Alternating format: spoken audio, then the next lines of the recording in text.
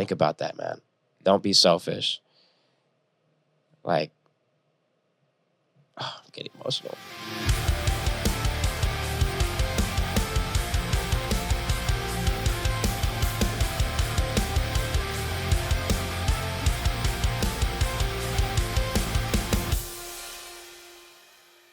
Hey, what's going on, everybody? It's Jaylee with Move, and today I'm here with Eddie again. He's back on the show.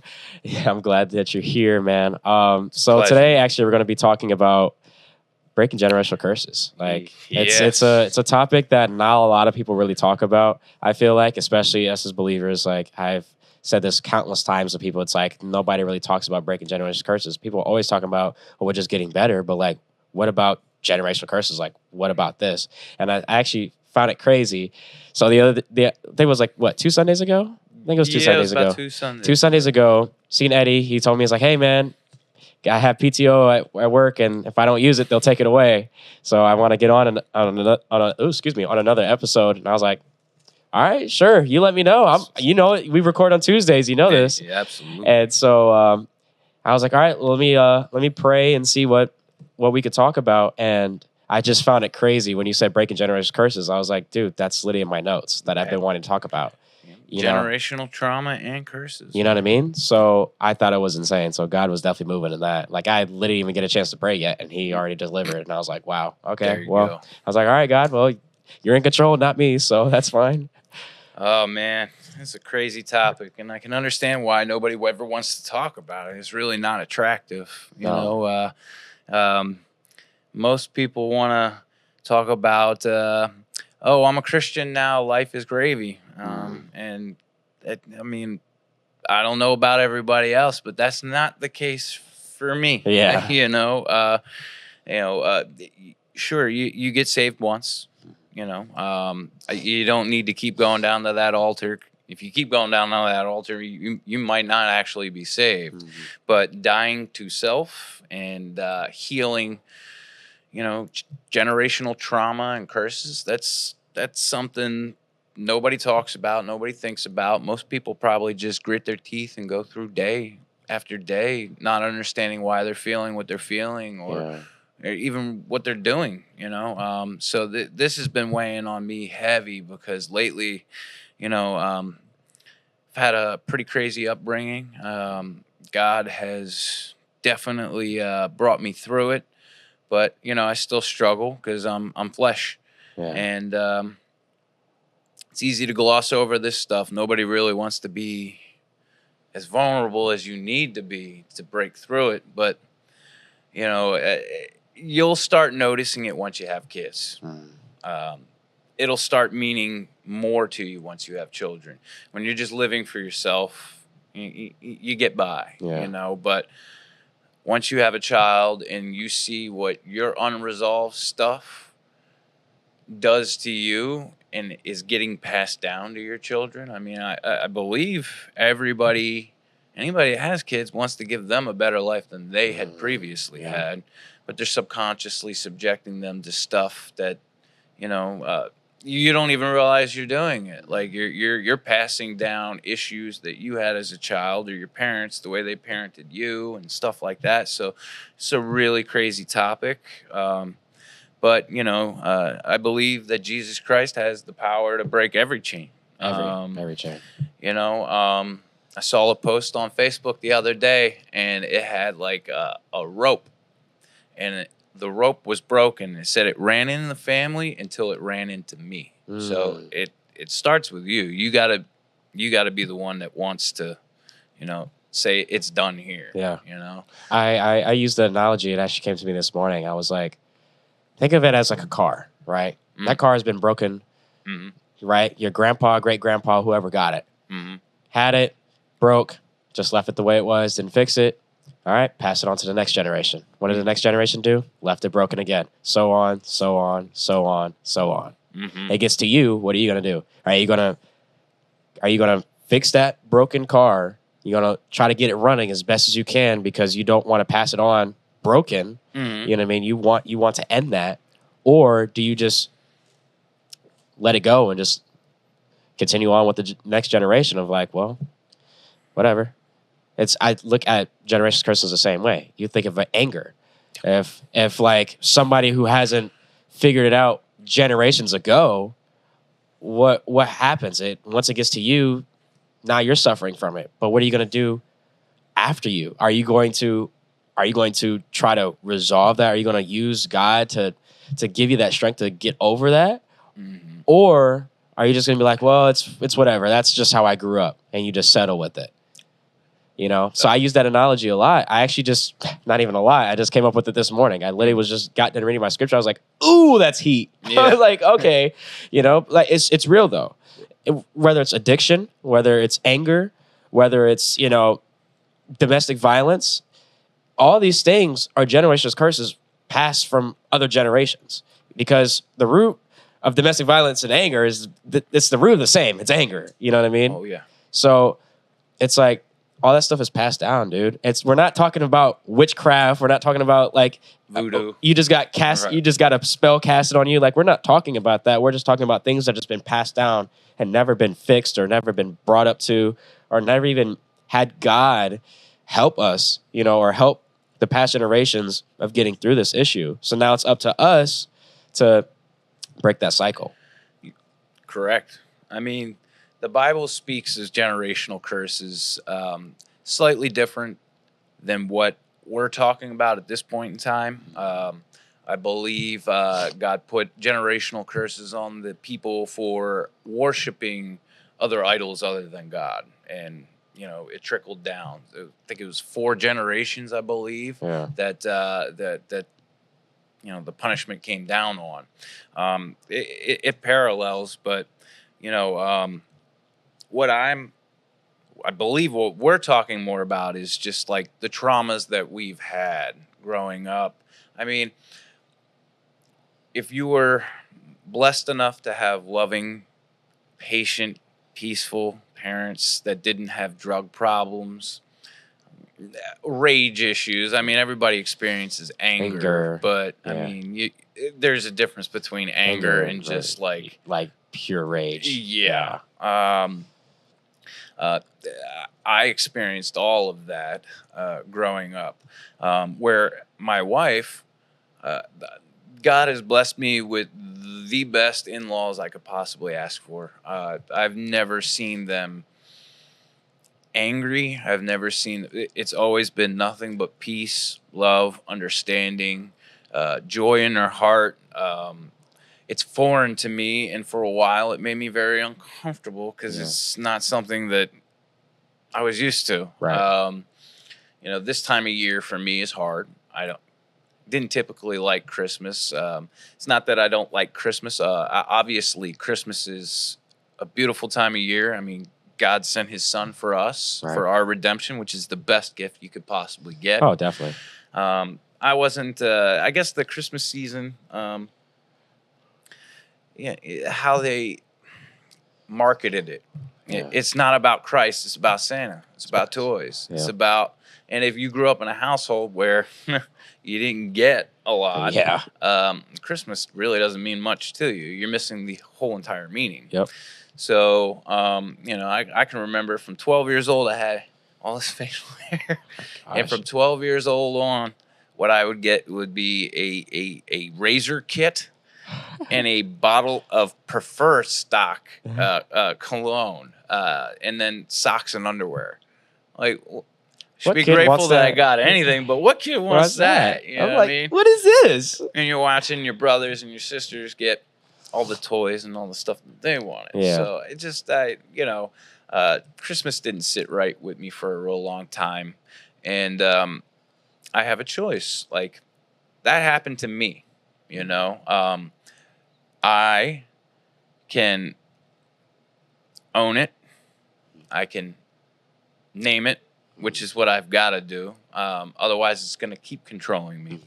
And I can pass that down, my feelings and thoughts about how I was raised. I can pass that down to my daughter.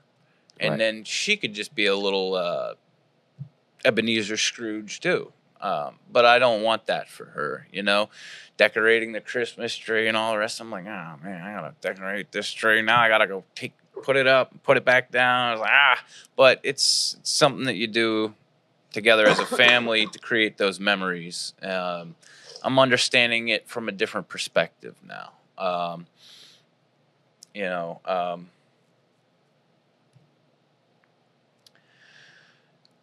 I see my daughter, and the reason why this topic has been heavy on me is because I'm starting to see in her things I saw in myself as a kid. You know, there wasn't a lot of talking in my house. You were told to do something, and if you didn't, you got a consequence. Yep. Sometimes that consequence might be standing against the wall for a half hour with your arms out by your sides. Sometimes the consequence could be a whooping, and you know, the methods were varied, and none of them were nice.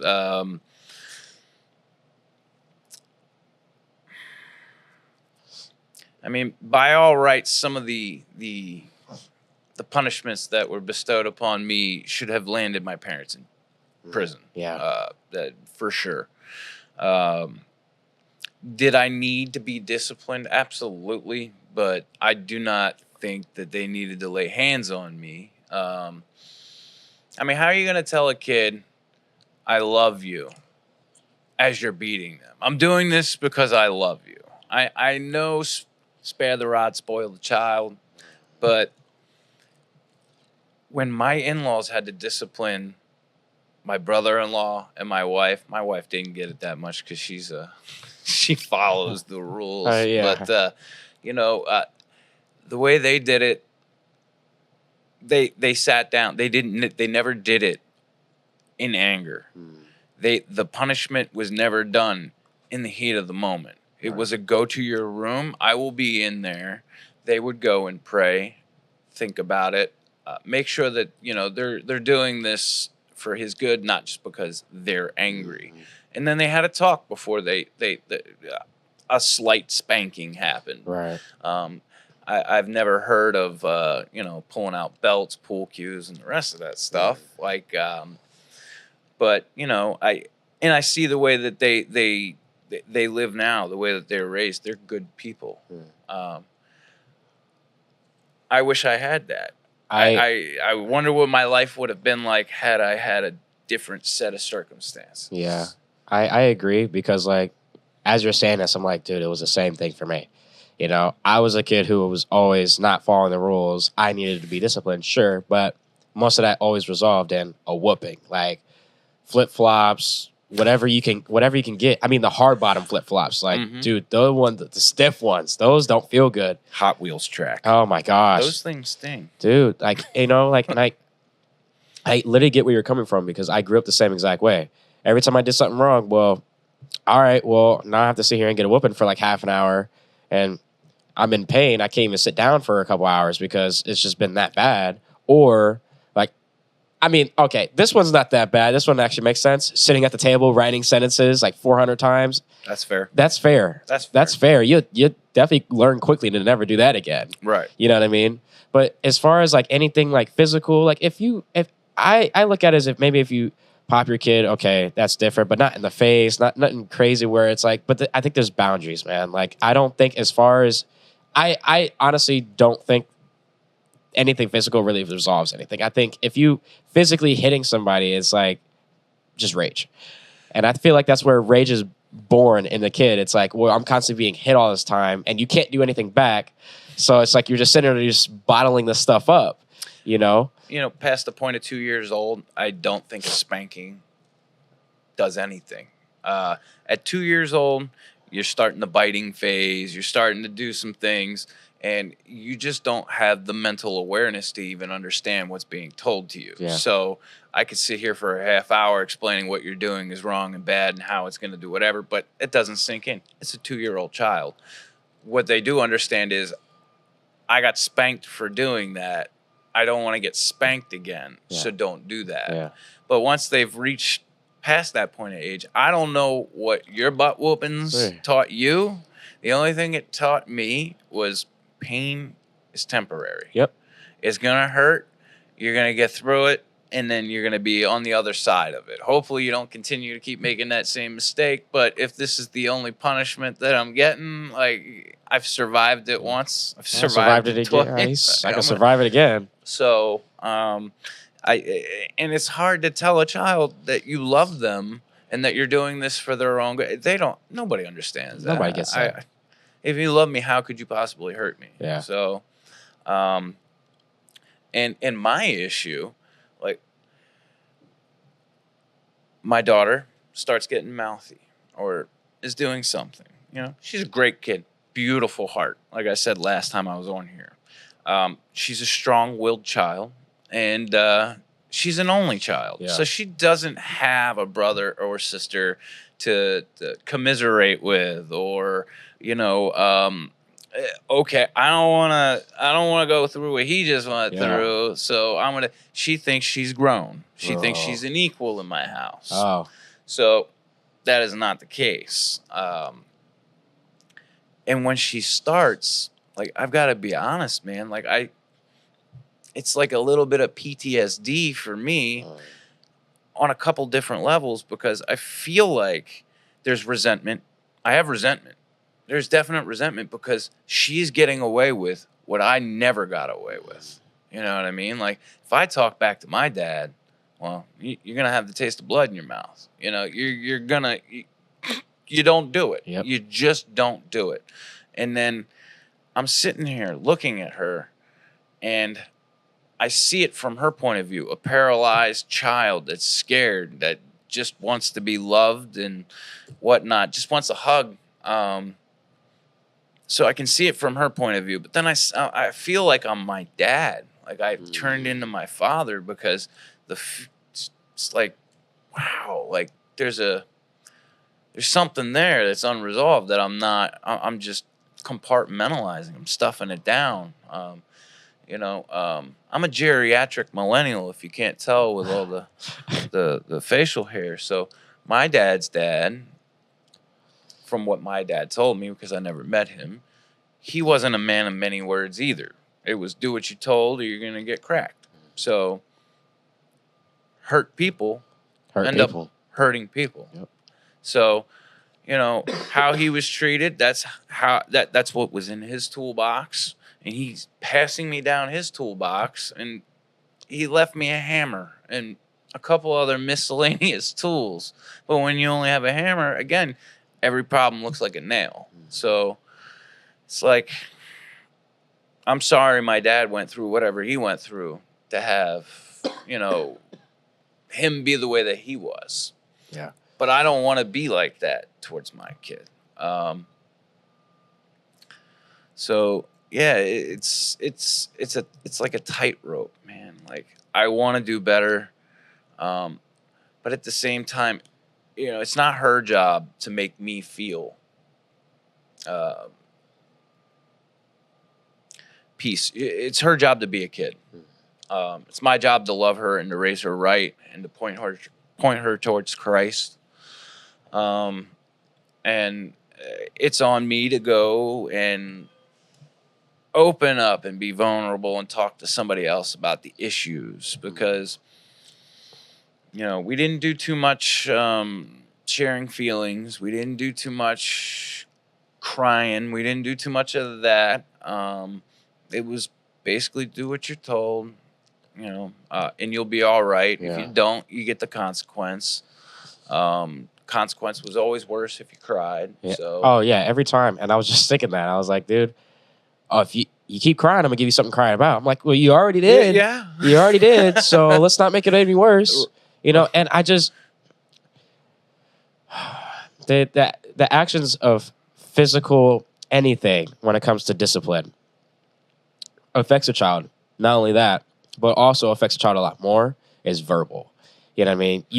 Kids are soaking sponges. Like, I'm just speaking from a kid's perspective. It's like, we were all kids at one point, and I think about things that were said to me by, family members that, when I got in trouble, it was never nice things. Like, like I'm getting talked to like I'm a grown adult and I'm a stranger or something. And it honestly hurts. And you grow up with that stuff. Like, that stuff doesn't just be like, you feel it in a moment and you're just like, whatever, I'll forget about it. Kids Well, take what you said and hold on to it. And that's scary. And not only as, you being a father right now, but also me wanting to be a future father myself. It's like, it's scary. It's like, I don't want to say the wrong thing to my kids, and I don't want to say something very, very harsh to where they take that on. And it's like, it's stressful. And that's where, that's why I try my hardest to do the best, put my bag on and be like, all right, we're gonna tackle everything that we can today that I can. I may fail today, but the thing is, if I stumble and I fail, I know that I'm doing something right. And if I get back up, then I'm still, God is still working. And I want that to be the constant process. And I want to be able to be the best father that I can. And I know you're a good father. Like, I just know that. I can tell by just being around your daughter. She's great. You're doing a good job. And I just had this talk with actually the other day with one of the leaders in our life group. Mm-hmm. She was talking about, hey, like, I don't know, sometimes I just don't feel like I do good sometimes as a mom. And I'm like, from what I know, from how long I knew you, like, I feel like you're a great mother. Mm-hmm. Like, and I told her, like, the same thing. It's like, you were a kid at one point, right? Mm-hmm. I was a kid at one point, right? So, like, if, we got kids, when it comes to that, let's think like a kid, mm-hmm. Because the kid's not going to understand how an adult speaks because they're not an adult. Right. You know what I mean? They don't get that. Mm-hmm. My overall goal is just to be the best man of God that I can possibly be the best husband that I can possibly be, as much as God equips that with me. And the same thing with you. Mm-hmm. Us as men of God, we have to put the works in. We have to strive to want better for our family, for our future. And when you let go of that, like our past generations did, because of their trauma, because of their hurt that was passed on from the past generation, mm-hmm. they just stick in that because they're scared of change. They're scared to move on. They're scared to grow. And I get it. I've been there. Mm-hmm. I was scared to grow. I was scared to change. Like, dude, I was stuck in the rut for maybe about 2-3 years of just like, nah, I got to be this tough guy. Like, I gotta make sure I don't cry around people because I don't want to be weak. You know what I mean? Because growing up, nobody ever told me I was weak for crying. It's just that initial, if you keep crying, I'm going to give you something to cry about. Yep. So that just makes me feel insecure about crying. And now I just love crying. I don't care. I'll cry in your face. Right. You know what I mean? But that wasn't the case a few years ago. Mm-hmm. It was just like, okay, if I cry, then that symbolizes that I'm a weak man and I'm not strong. I'm not, whatever. I'm not this big chest guy walking around like nobody can mess with me. That's not true. Mm. That's not true. You look at the disciples following Jesus. You know how many times they wept? Oh. They seen Jesus died on the cross. You know how bad they were crying? I mean, look at this. They didn't care what everybody else around them was thinking. They were like, I'm crying. I love this guy. I followed him. Mm. I think whether man of God, woman of God, do your best. Try your best. Walk the best you can for your future, whether you're a parent right now, whether you're a soon-to-be parent, or whether you, in your future, you're still young and you still want that, you still have that desire. Mm-hmm. I think it's the best and biggest thing. Just, if you have a challenge, face it. Yeah. And I think that's why I really love Pastor Brooks' sermon this past Sunday. It was like, in the midst of trials, there's joy. In the midst of trials, keep going. When he used the reference about the whole coach, you're in pain, you have that little stomach cramp, like you just don't want to keep going. You're just like, your body, your flesh doesn't want to keep going. But your coach is like, what does your coach tell you to do? Push through. You better push through. You better keep going, chicken. Yep. You know what I mean? God is the same way. He doesn't say chicken, but I mean, he still wants us to keep going. Mm-hmm. Keep going, my son. Keep going, my daughter. Like, keep going. If you just give up in the trial and you're still praying to God, like, well, God, why haven't I got through this trial? Because you're stagnant. Right. You're not moving. Mm-hmm. I mean, what happens when a car is in park? It doesn't move. Right. You got to put that thing in drive and hit the gas pedal. You got to go. Mm-hmm. Whether you may fall or fail, the fact that you came out of that trial and you still tried your best, that's just for the next time. When it comes around, and you'll keep getting tested on that same exact thing until you get it, until you overcome it. Right. And it's the same thing in life as breaking generational curses. We're going to go through that same exact trial and challenge over and over and over until we overcome it. You got to own it. You got to name it. and you've got to, in Jesus' name, denounce it. Absolutely. Otherwise, you're just going to stay stuck in that cycle. You're going to stay stuck in it. You know, and to go back to what you were saying, you know, it's not just physical abuse. Yeah, it's mental and emotional abuse. I'll tell you what, right now, I would take double the whoopings that I took, and I took some crazy ones, if they could take back all the things that they had said, because I still hurt from those. It still hurts. I still deal with it. The tongue is definitely sharper than the sword. And like, once you said that, like, you tell me that I'm never going to amount to anything, that I'm going to be a bum on the side of the street drinking beer out of a brown paper bag. Heard that I don't know how many times. Okay, well, I mean, let's look at things. At a certain point, I got to own it. I'm a grown man, so. But growing up, what I thought was normal, what I thought was right and wrong, was definitely askew. Any substance I've ever taken, they gave to me first. So how are you going to tell me that I'm a bad person or I'm a drug addict or you gave me this stuff? Like, the power of the tongue is real. That's crazy. Like, you're telling me I'm going to never amount to anything but being a bum on the side of the street. Like, I remember at one point, I'm too big now for you to lay hands on because, well, I mean, I'm going to hit you back. Yeah. Like, I never wanted to hit my dad, but only one time that I have to. Yeah. And after that, it was done. But after that, after we knew that physical beatings are no longer working and you can't do it without possibly getting a consequence yourself, then the emotional and mental came in. I would have to stand there and be berated, sometimes for hours on end. Yep. Like, oh, dude. Oh my gosh. So I store it and I don't talk about it. And their anger, and it was probably even before birth, because this stuff gets passed down to you while in utero. Like, if the husband's messing up, let's say you got a young couple who they're newlyweds, they're about ready to have babies, but dad has a gambling problem or a drug problem. Right. The wife is going to take on the stress of the husband because they're married. They love each other.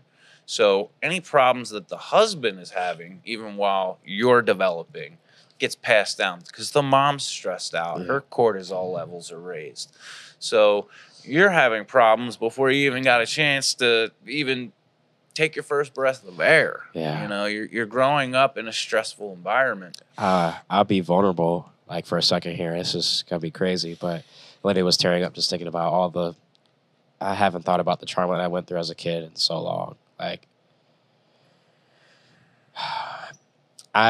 my mom and my dad were together before I was born, or while I was, you know, my mom was pregnant with me and stuff, and that relationship was very hands-on, you know, and it was aggressive, whatever. And, you know, my dad's changed. He's not the same. He's not like that anymore, thank God. But, you know, he was young, 19 years old, and my mom was young, you know, 20, 21, you know, and just a very, very physical relationship when it came to, like, anger and disagreements and stuff like that. And, you know, mind you, I'm in my mom's stomach when all this is happening too, you know. So, like, preemptively, I'm already going through trauma, and I haven't even been born yet. Absolutely. You know, I get born, and then I'm in the apartment, and, like, I'm around people I don't even know who they are, and, like, my mom did what she could, you know, and there's a lot of stuff that I went through, like mental abuse. Like, I remember, and this wasn't my mom's fault. She didn't even know about this, actually, and I'm telling her about this. I was in the apartment. I was like maybe like 3, 4 years old, maybe, still in diapers, whatever, still a little crybaby, cool. And I remember I was crying about something, and the girl she was dating at the time, because she was dating girls at the time, I guess one of her daughters, like, put me in the room, locked the door, and shut it, like, just left me in there just crying. Came back while I was still, like, crying. came back, got a water bottle, and just like squirt the water in my face, and then closed the door again. You know, like that's how I was treated as a kid. You know, and it wasn't my mom's fault. You know, like yeah, that was the people she was. You know, whatever, that was the family she was with. That's fine. But it wasn't her fault because she didn't tell them to do that. That was whoever that was decision to just think that was right to do that to a baby. And they had their issues that they were dealing with too. Absolutely. So. And fast forward into like maybe about teenage years is when like it was probably really rough. Like as my character was like the roughest that it's ever been. Getting involved with drugs, gangs, you know, fights, you know, things like that. But the only reason why I was associated with that is because what was I going through at home? Like, I thought this was the right thing to do. I'm like, well, if I do this, I can get away from it. So if I smoke this, I won't feel anything. I'll be happy. I'll feel good. I don't think about nothing, which was true. I didn't think about nothing. I just wanted snacks and I just chill in school, whatever. Mm-hmm. Oh, well, I'll pop this pill. It won't hurt too bad, whatever. Cool. I felt pretty good. I felt really good. I want to do it again, you know, type thing. Or being around gangs, it's like because you don't have that love at home, you think that's love in the streets, and you get that mixed up, man. It's really not love, dog. It's not. So you live in a state, and I did for a long time, of oxidative stress. Yep. When things are going great and normal, and no drama, no nothing, because of how you were raised and what you're used to. If things are going good for me and things are normal, is when I feel the most uncomfortable. Yep. I know how to deal with the crazy guy on the street. Yep. I know how to deal with a stressful work environment. I know how to deal with all of those things. But when it comes to just experiencing love, joy, peace, it's foreign. It's weird. It feels icky almost. I hate to say that. Yeah.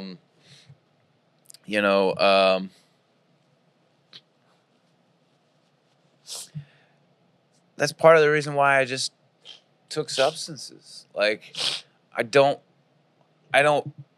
want to feel off kilter. I don't want to feel normal. Yeah. Like, I don't need to be trashed. I want to have control of my faculties, but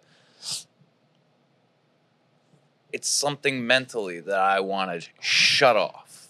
You know? You wanted to fill that hole. Yeah, and it's a God-shaped hole. None of the stuff I ever put in it was filling it. You know? No. Just costing me a lot of money, pain, heartache. Yep.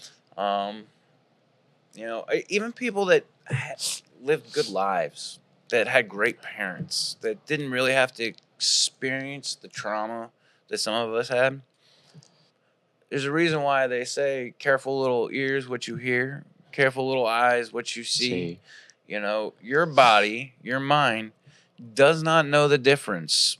And this happens to me, and it my wife doesn't understand it. I grew up watching TV. That was my babysitter. Yeah. So I completely understand the plots of shows, the formulas, how they're made. Every time. I will watch a show and tell you the whole show, the premise. And I never watched it before. I never watched it before. I've done it so many times.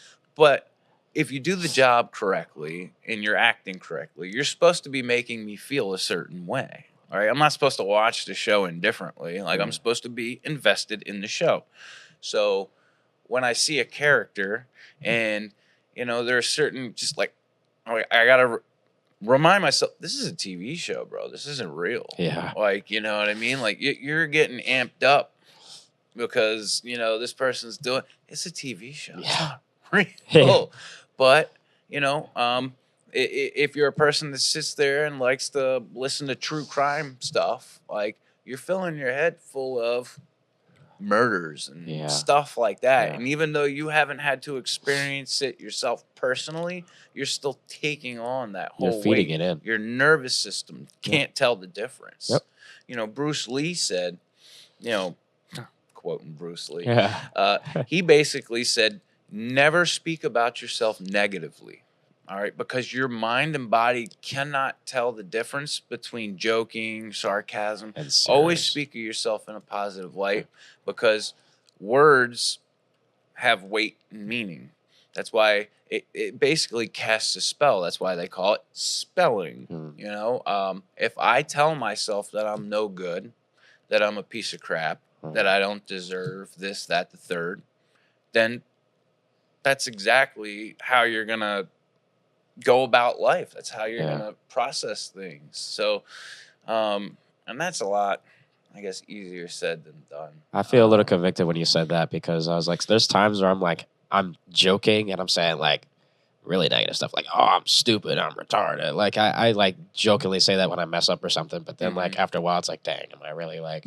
Then when people say like, oh, you're kind of smart, I'm like, no, I'm not. Like, you know, like unknowingly you're actually telling yourself that you're devaluing yourself. So when it comes to like a time to where you really need that, you're just like, I can't do it. You're talking yourself down. I can't do this. I don't know how to do this. Well, yeah, you won't. You really won't, because you've told yourself so many times that you can't and you don't know how to. You just will never figure it out until you just actually positively tell yourself like, I can do this. I can get through this. And it goes right back around and breaking generational curses. Right. If you tell yourself, I can't overcome this. I mean, that's partially true. You can't overcome it without God. On your own. On your own, yeah, you know. But like, truth be told, it's like God equips us with the strength, but He also gives us the strength to make that choice to be like, hey, do you want to get past this, or you want to stay here? He gives us, that's the whole point of free will. You know, it's like, hey, I'm gonna give you this option to be able to grow, to move on. But if you want to keep telling yourself you can't and you just don't know how to, then you're just gonna stay there. I go back to the parable of the wineskins parable in Luke. You know, it's like you got your old wineskins, rigid, don't grow, whatever. Try to take a patch from a new one, try to put it onto the old one. Doesn't work. You try to pour new wine into an old wineskin. Doesn't work. It bursts open. But you get a new wineskin. You let God pour the new wine in you, expands, you grow. You know what I mean? You don't want to look back at the old wineskin and be like, nah, I don't want that anymore. That's not who I am anymore. That's not my character. I've grown into this new wineskin. And then when the new wineskin starts getting older, then you grow into the new wineskin. You let God move in your life a little bit more. And I really love that parable, is because you can use it in so many things. Like Jesus is honestly, he knew what he was talking about. And, you know, and I really cherish that. I cherish that parable so much, because it's like, why do I want to be in an old wineskin and be rigid and stay stagnant, be comfortable? I don't want to be comfortable. You know, it sucks sometimes, because sometimes you feel really comfortable, but the moment I feel comfortable is when I get scared, because then I'm not growing. You know what I mean? I want to be in that new wineskin. I want God to pour into me. I want to be uncomfortable. I have to grow into new changes. You know, in order to go from an old wineskin to a new wineskin, I have to be uncomfortable, make that jump. You know, so it's like, same thing, break generation curses. Do you want to stick to that old wineskin, be rigid, stay comfortable, be like, well, this is just the way I am. There's no point in me growing. You know what I mean? It doesn't affect anybody. In reality, it really does. Or do you want to let God work in your life, let Him pour the new wine into you, let you grow, give you the strength to be a better person, not only for yourself, but for Him and for your future? You have the choice. You have the choice. And I it just goes back to it. There's so many things in the Bible that's just been speaking to me about just growing. And Luke, I've been in Luke for a month and a half, and I'm only in chapter 11. I've been studying, man. Like, I've been studying.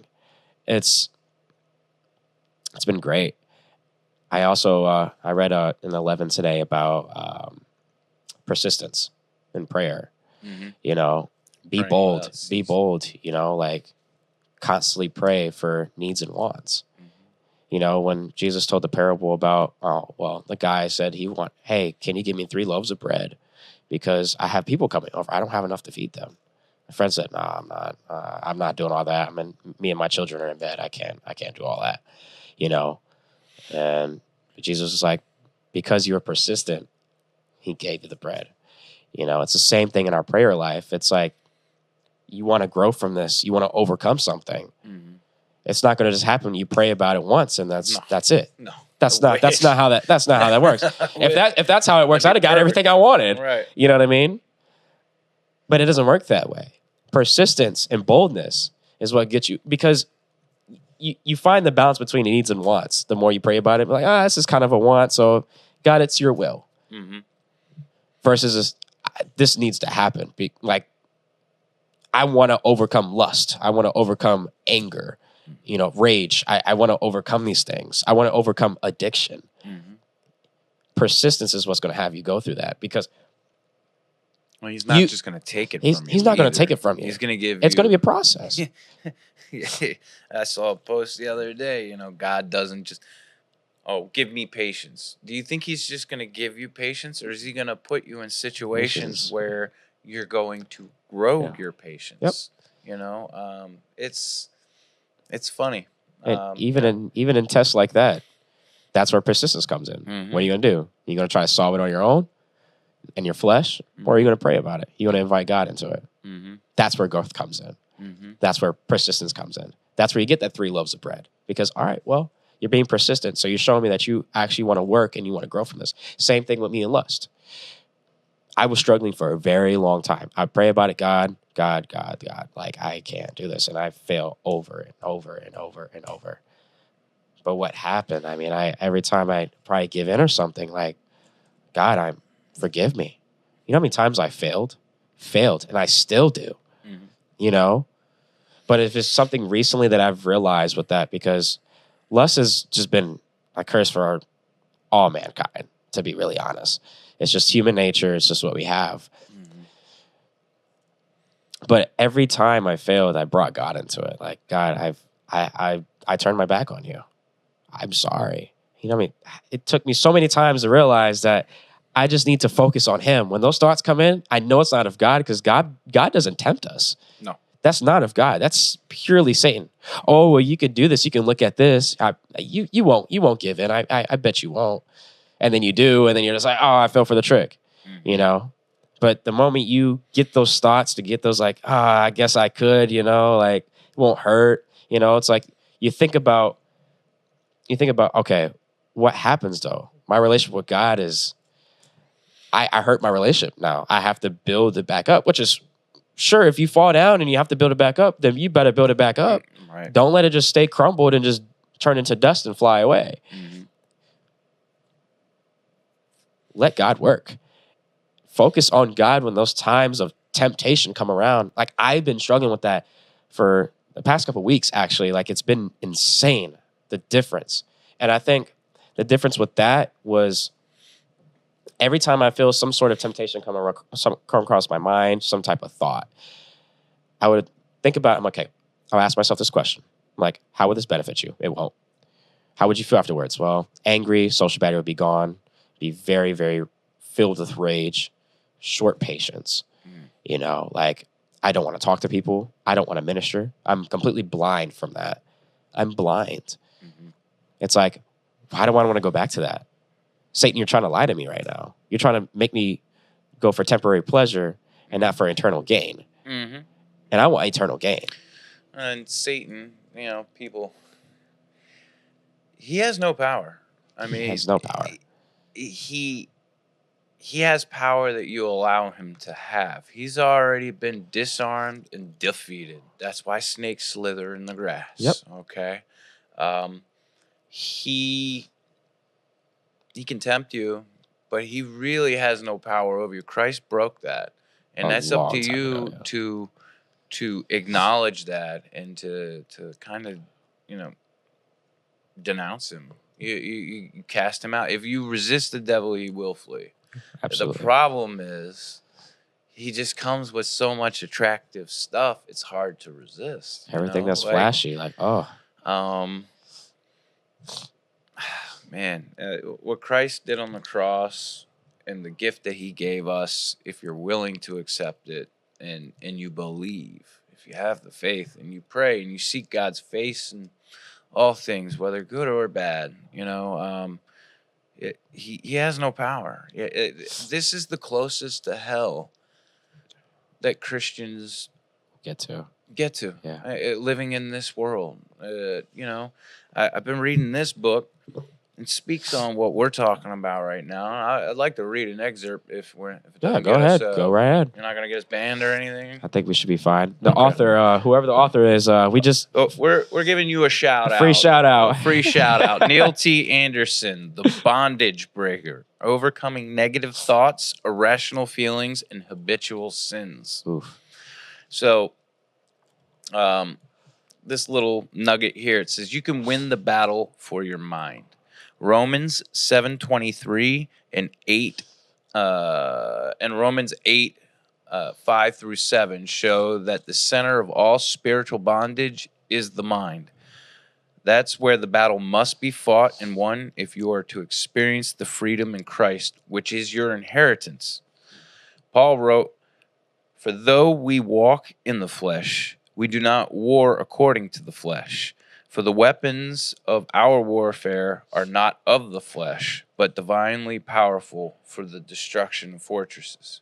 We are destroying speculations and every lofty thing raised up against the knowledge of God, and we are taking every captive thought to the obedience of Christ." That's in 2 Corinthians 10, 3 through 5. Some fortresses or strongholds in the King James Version of bad habits and sinful thought patterns were established when you learned to live your life independently of God. Yep. Your non-Christian environment taught you to think about and respond to life in a non-Christian way. And those patterns and responses were ingrained in your mind as strongholds. But when you became a Christian, nobody pressed the clear button in your mind. Your old fleshly habits and patterns weren't erased. They are still part of your flesh, which must be dealt with on a daily basis. Thankfully, however, you are not just a product of your past. Amen. Oh. You are a new creature in Christ. 2 Corinthians 5:17. And now you are primarily the product of the work of Christ on the cross. Old strongholds can be destroyed as outlined in part 3 of this book. Just because you're now a Christian, don't think that Satan is no longer interested in manipulating you to his purposes through your mind. Satan's perpetual aim is to infiltrate your thoughts with his thoughts and to promote his lie in the face of God's truth. He knows that if he can control your thoughts, he can control your behavior. But Satan is clever. He doesn't rumble in like a bull in a china shop. He slithers like a snake in the grass. 2 Corinthians 11:3.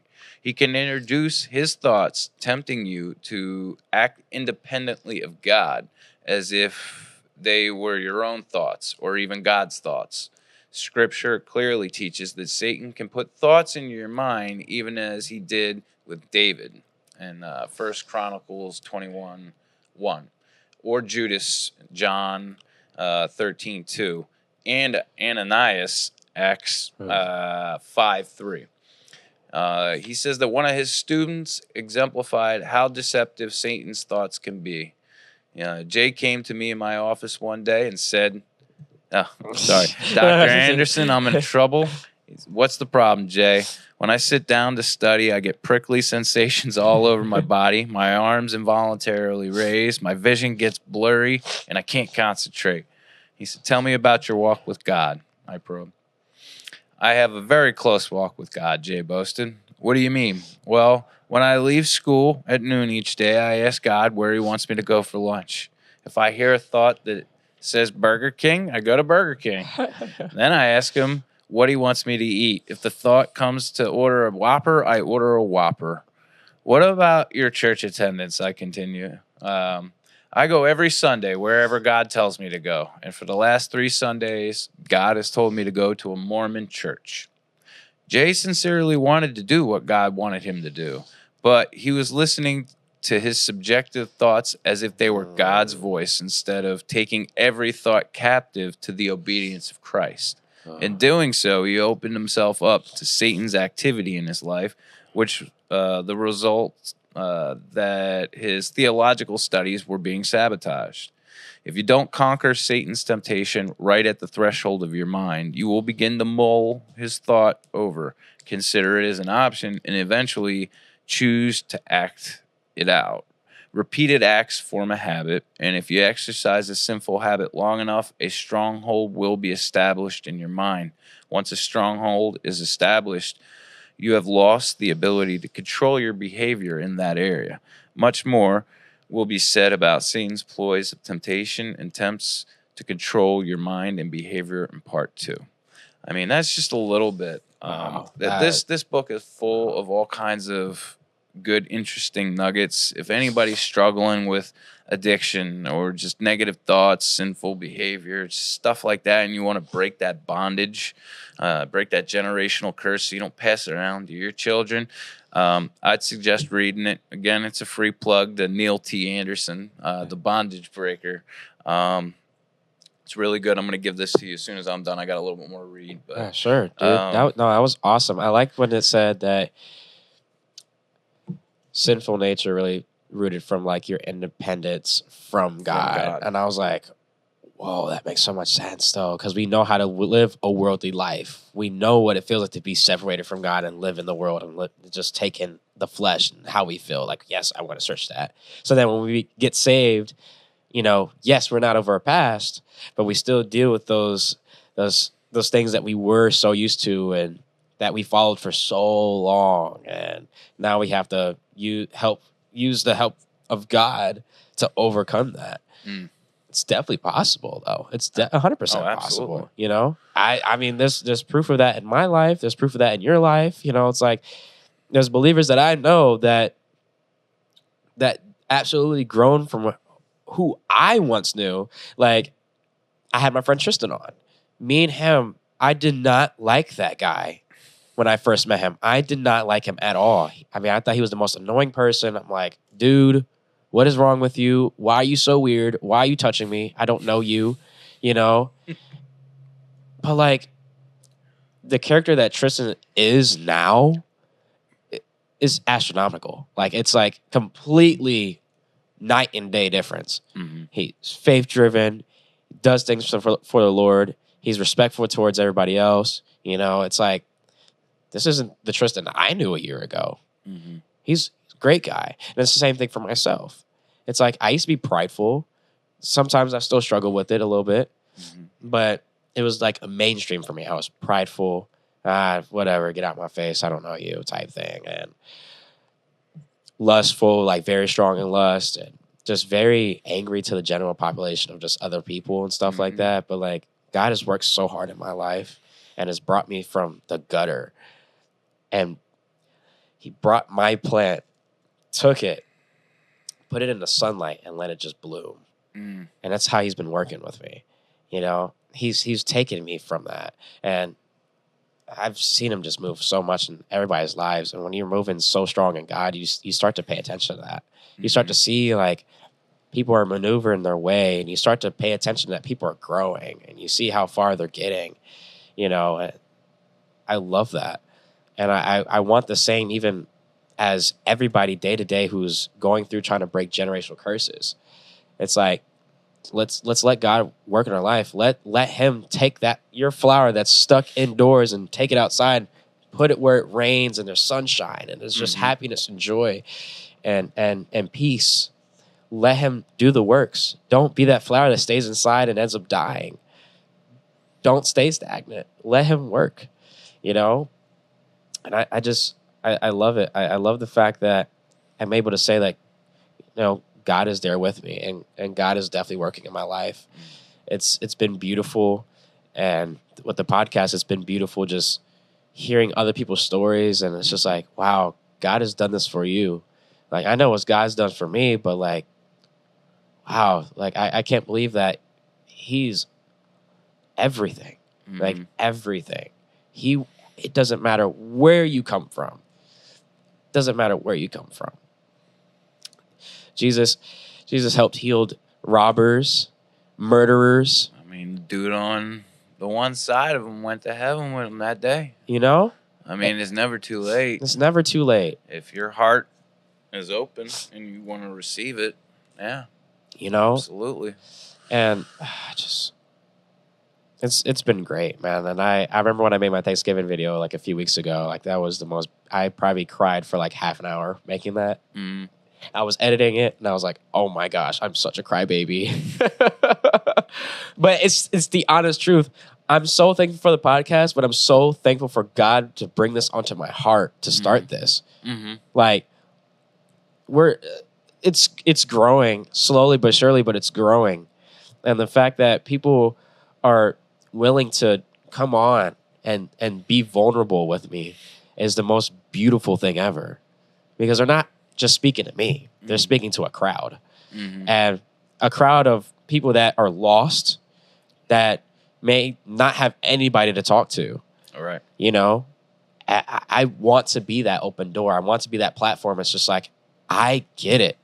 I may have not been where you've been, Mm-hmm. but I bet you somebody may come on here and they have been. Oh yeah. You know, Mm-hmm. it's like, it's been great. It's been great. You know, God talks about seasons in life. You know, Yeah. we're not talking about winter, spring, fall. Sometimes, you know, you might have a season of depression. Yeah. Or, you know, I know when I first started joining FBC, man, like I was a Christian before that, and my walk was so.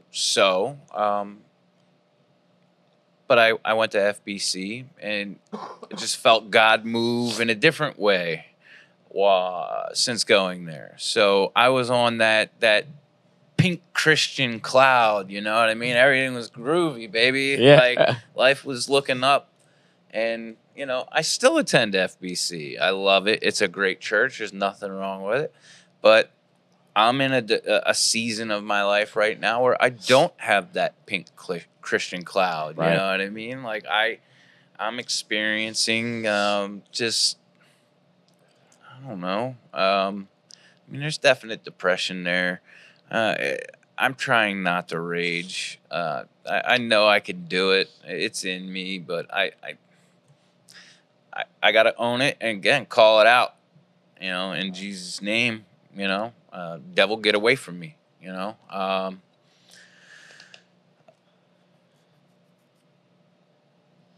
my parents did the whole mental, physical, and emotional abuse. I was in a school where the sexual abuse took place, kindergarten. It was a K through 8th grade, so they had you know kids from like real little to about 13 years old. Well, there was this one kid that, God forgive him. I mean, he was like partially mentally retarded, so he was like 18 years old in 8th grade. Yeah. And so I mean, for all intent purposes, I'm a 6-year-old, and this dude is a full grown man. And he'd catch me in the bathrooms and stuff.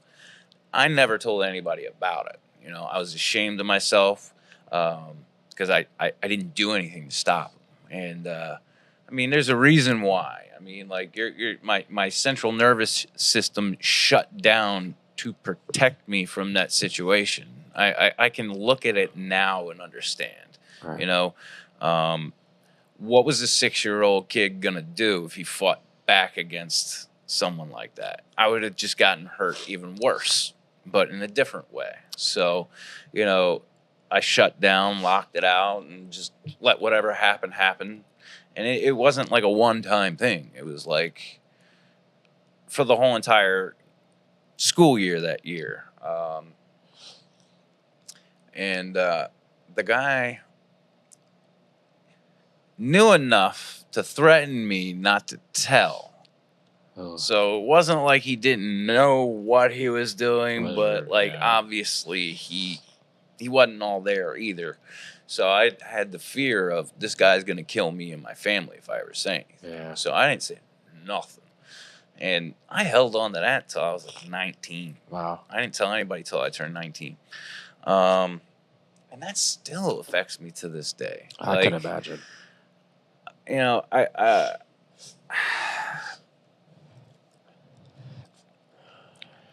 growing up, hitting the teenage years, everybody talking about, oh yeah, so and so got with so and so, blah blah blah blah blah. I let people think what they wanted to think, but I never corrected them. So for a long time, people thought I was some player and I was out there throwing it around because that was the cool thing to do. Yeah. But sex is usually the last thing on my mind. Yeah. Period. Ever. Like, I'd never really liked initiating things. I wouldn't be the first to hold your hand. I wouldn't be the first to try to kiss you. I wouldn't. If you didn't initiate, it probably wasn't going to happen. And I know that that's because of what happened to me as a kid. I know it's irrational now for me to think that I'm weak or any of that. I was a child. I was tiny. There was nothing I could do. Yeah. But still affects you mentally. And it probably only affects me mentally because I allow it to. Yeah. For so long, I've had so many things happen. And I don't want to focus on just bad things. You know,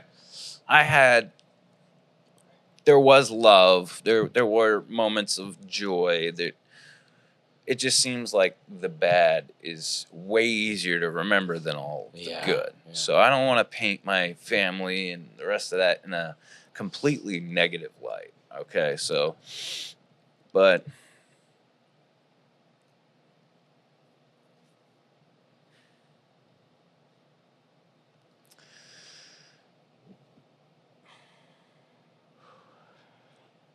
I compartmentalize my life. Okay. When I talk about things, I talk about them as if they happen to you, not me. To protect myself. So that way I don't have to feel it. I don't have to go through that range of emotion. If I talk about it like it happened to you, like it doesn't bother me, then I can get through it.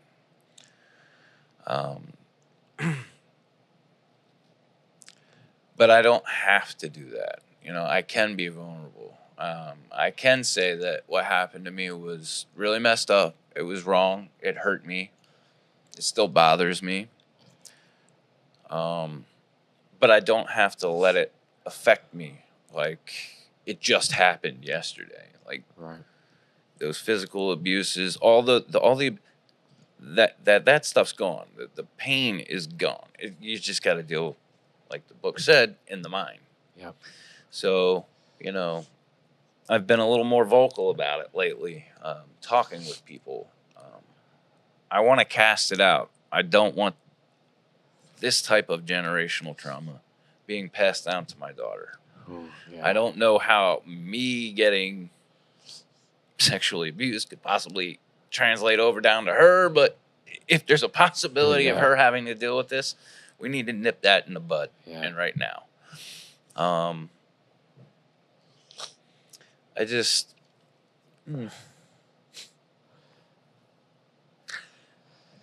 God doesn't give you more than you can bear, right? True. And nobody ever wants to hear that he works all things according to his good will and purpose, especially while you're going through it. But things happen to you, and he's preparing you for something else. Yep. So, you know, we at our men's breakfast today, like I came in and I broke down. I just literally broke down in front of all those men. And I'm appreciative that they meet every Tuesday. Yeah. Rain or shine, they're always there. If I want to pick up the phone, which let's be honest, I have a hard time doing. Yeah.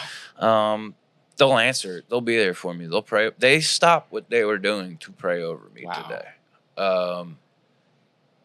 You know, one of the guys was talking about how he's a doctor, and a woman came in, and she was maybe a week or two away from due date. And she said, hey, I haven't been feeling the baby move. Oof. And they did all the tests, and the baby died. The baby died in the womb. And he had to deliver that baby.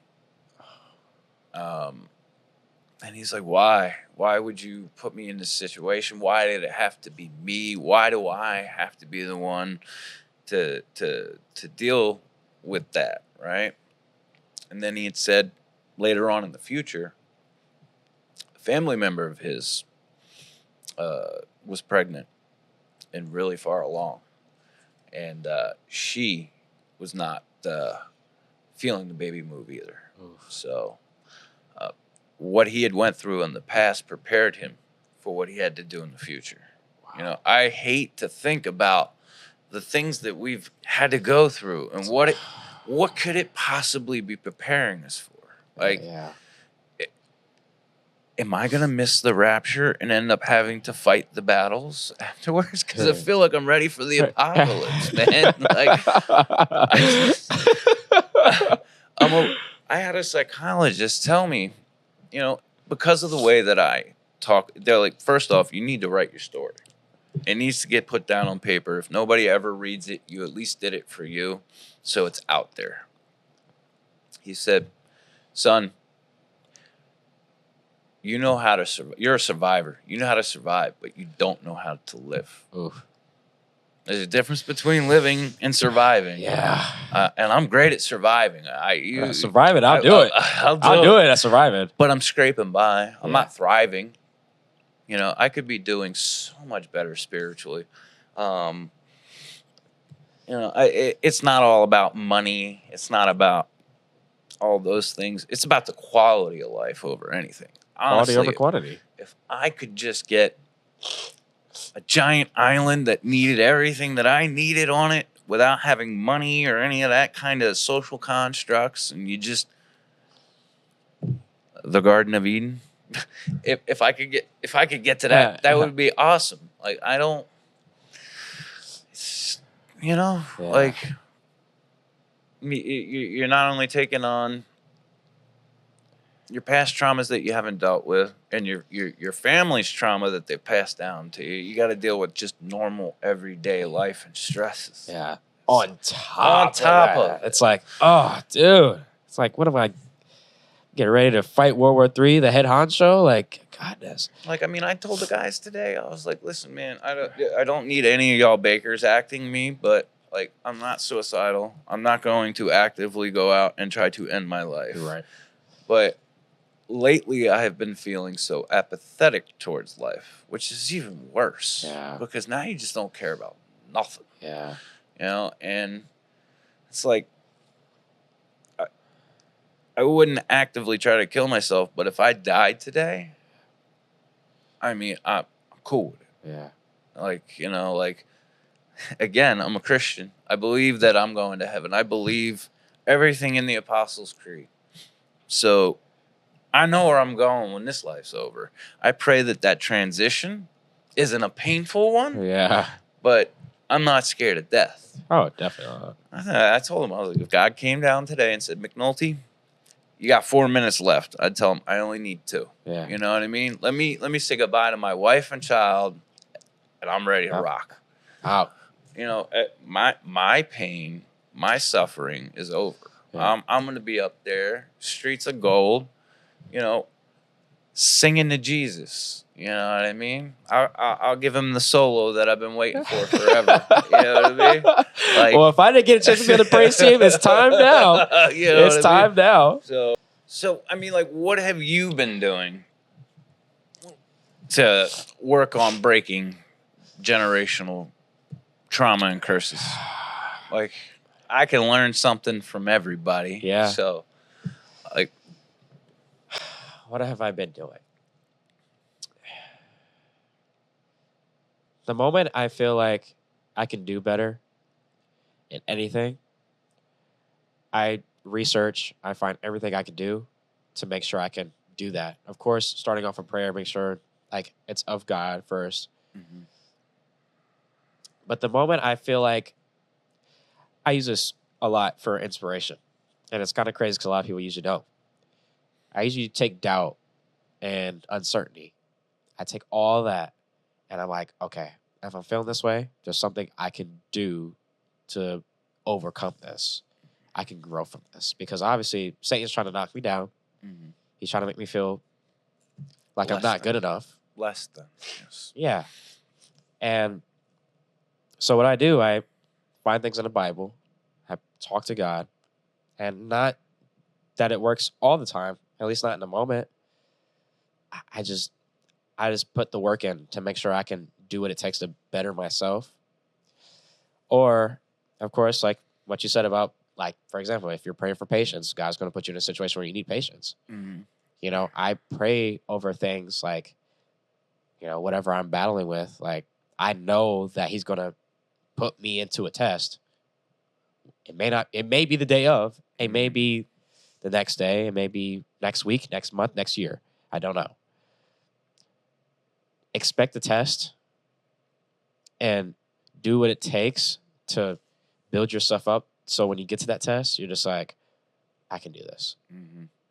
You know? And sometimes, like, there'll be times, dude, like, from the past of, like, just you know, just back again, like, lust. I'll just use that for example because it was a very vibrant thing in my life.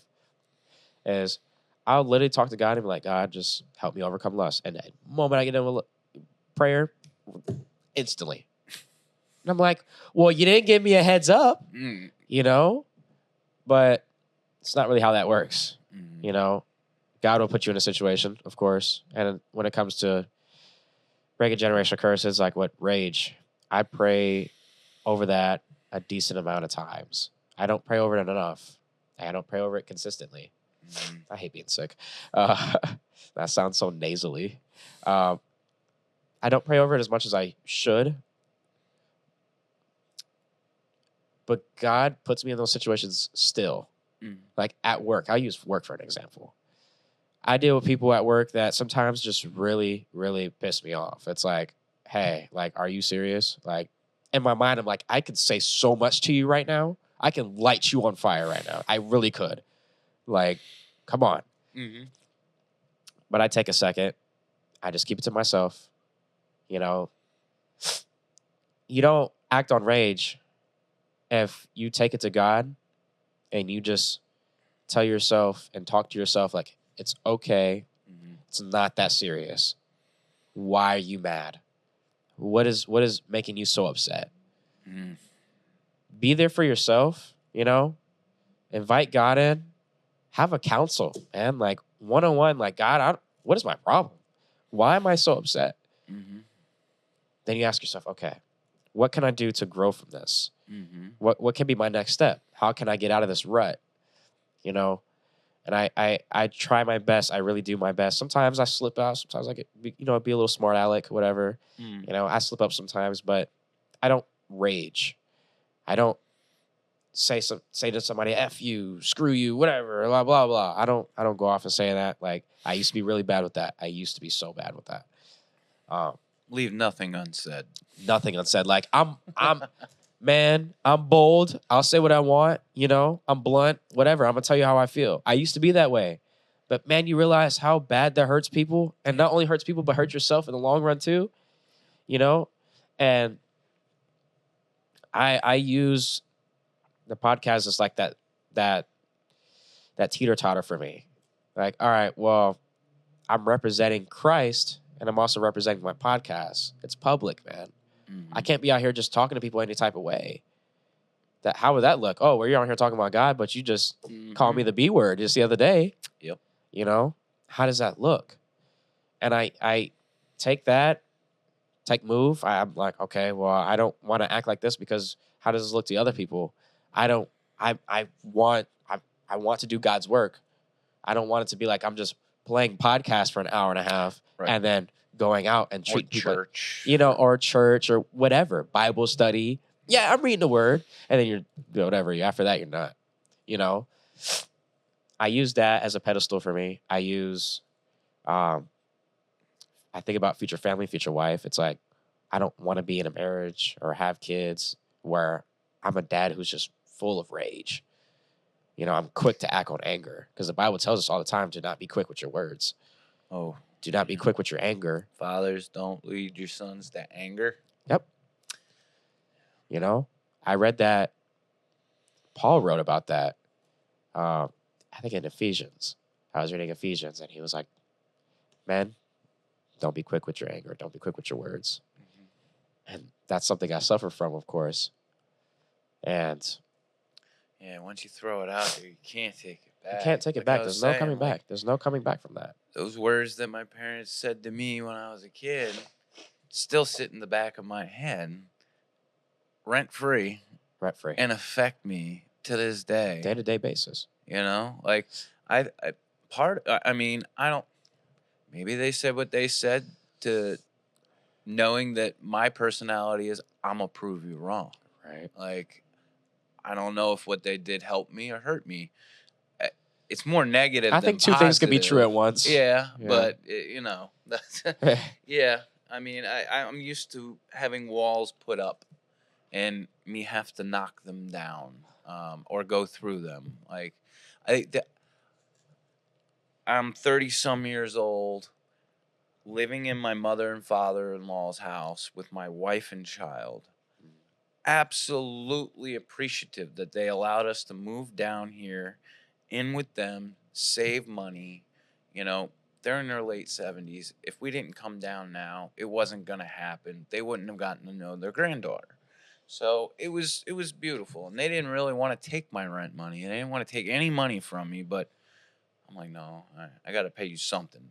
There's no free meal. There's no free ride. Only a fool is going to sit around and wait for another man to feed him. Okay. So I need to be able to contribute or I'm going to feel like I'm not a man. Right. Okay. Well, we had lived with him for, I don't know, maybe a year and a half. Yeah. And I'm like, all right, man, it's time. It's time. We need to get our own place, you know, like a husband, wife, child. True. It's not that I was ungrateful for living with them, but it's like, that was your time. Now you got to move on to something better. So I'm looking for an apartment at this point. I'm doing roof sales. I'm making stupid money at that point. You know, felon, no college education. Just, I'm making more money than my dad ever did. Right. Okay. I go to this apartment complex in Oviedo. I did the walkthrough, talk with them, did all the rest of that stuff. Great. Insane move-in special. I would have only had to pay like $75. What? $75, bro. No first, last month, none of that stuff. $75. I was like, dude, I made 4 times what they wanted me to make. They're like, all right, fill out this application, pay $100. We'll run everything, and then whatever. Paid it, ran it. We go home, and standing there talking with my in-laws and my wife, and we're like excited. We're gonna get our own place right down the street, so we don't have a far drive. We can still, whatever. I get a call, and they're like, "Yeah, sorry, you can't move in here." What? Why? Oh, you got a felony. I'm like, 20 years ago. Felony 20 years ago. Yep. Like I paid my debt to society. All right. I'm no longer on probation, parole. I'm John Q citizen again. Like, so my debt to society isn't paid. I am still very much discriminated against. Yep. I wouldn't dare try to compare myself to the plight of the African Americans and how they were discriminated against. But I know discrimination, okay? And it's still very much alive and well. Yeah. You talk to some people, and I am worse than the gum on the bottom of their shoe because I made the mistake of hanging out with a couple bozos when I was a kid. Yeah. I'm still paying for it. So what did I do? Well, I'm going to be honest with you. I ran out of that room and threw myself on the bed and cried like a little kid. Like I literally broke down crying. I'm like, I'm not a man. I can't take care of my family. Like I can't provide them a home. I can't do this. I can't do that. Like what am I doing wrong? Am I that bad of a person? Like this is crazy. Like I make more money than my dad ever did. Like I why do I keep hitting roadblocks in my life? What are you preparing me for, Lord? Because you have to be preparing me for something. Yeah. So I feel like God said, that was your plan, not mine. Ooh, What yeah. I got for you is something better. So much better. Chillax, man. You want to go live in an apartment complex where you've got God knows how many weirdos that could be living next door to you. Yep. You want to live in an apartment complex where you're going to hear your neighbors fighting and arguing all the time because the walls are paper thin? No, bro. Like, you were supposed to go to Umatilla, Florida when you got out of rehab, Yeah. like 4 years ago. Mind you, I'm in rehab up north, and they're like, listen, would you like to go to the recovery village? I'm like, what's that? They're like, oh, it's like an extended rehab down in Umatilla, Florida. I'm like, what? What? I was like, no, I think I'm good on that. You know what I mean? And lo and behold, God had plans for me to come to Umatilla, Florida. Like I didn't even click until I was at FBC for like 2 years, and they kept talking recovery village, the recovery village. I was like, that's the place.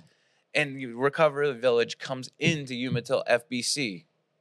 Wow. So God was like, you're going to FBC one way or another. Yeah. Like you're just gonna take the long way around now, okay? Yeah. So I mean, I'm shut down on an apartment. I can't get that. I'm like, all right, fine. I asked the company I was working with. I was like, listen, do you know anybody that can help me get a place? He set me up with a pretty cool realtor, and I got in when the mortgage rates were 2.7. That's free money. Yeah. Like, I got an acre and a half. I spent half of what I was cleared to spend. My home has already got over $100,000 worth of equity in it. Wow. Like, it's God's plan's better than mine. Yeah. And I did not understand why I was hitting those roadblocks and why he was doing what he was doing, or maybe not him, but why I was going through what I was going through, and it all prepared me and led me up to here you go. I'm gonna just I'm just gonna spoon feed you instead of shoving it all down your throat at once. I don't know. I mean, you just got to be open to it, and when you're praying to God, and this is like the book said, he was praying to God, and oh well, the thought Burger King came into his mind. That's not. It's not really ideal.